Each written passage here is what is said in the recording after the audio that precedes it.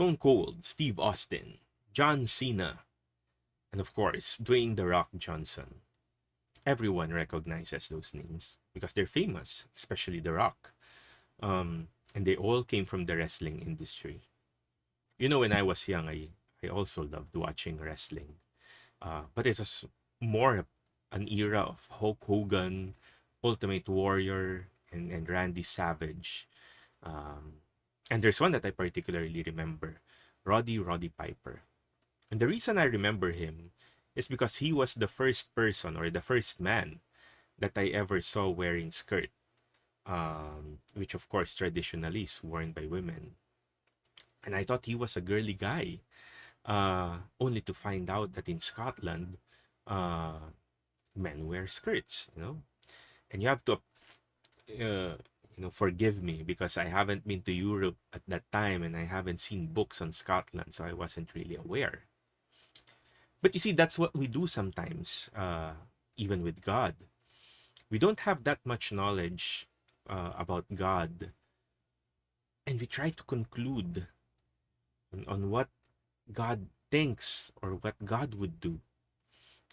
In other words, instead of us realizing that we are made in the image of God, we turn that around and think that God is made in our image. And so we go about having the wrong image of God. Um, but in our first reading, we see Elijah trying to wait for God. And a strong wind passed by, an earthquake passed by, and a fire passed by. But Elijah recognized that it was not God. See, God was not in the strong wind that tries to push people and tries to bully them, to force them into thinking or doing something. God was not in the earthquake that seeks to destroy those who does not follow him. Or he is not in the fire that seeks to make people suffer. No. And Elijah recognized this. And then suddenly a tiny whisper came in. And Elijah knew it was God.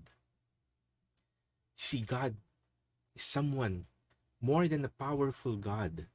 He's the greatest lover. And this mighty God humbles himself as the greatest lover, seeking to make you madly in love with him as well. Elijah recognized who God is because Elijah was willing to love God. Elijah loved God. Sometimes we don't know uh, who God is, but that's because we are not opening ourselves to him.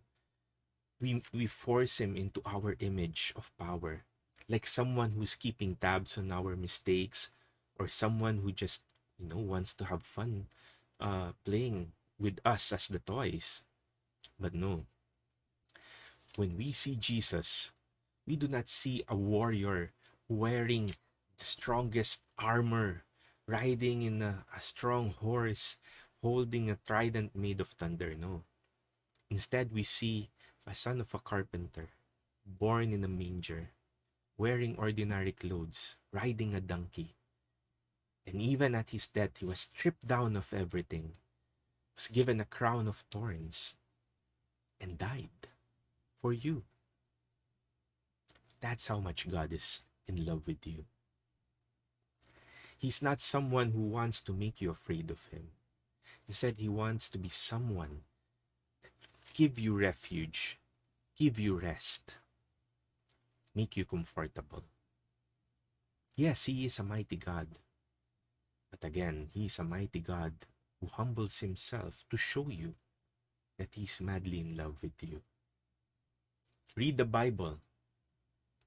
Read books. But most of all, pray. And find out who this God is. So that like Elijah, you will recognize him. Because he is always coming for you. He is, after all, like I said, your greatest lover.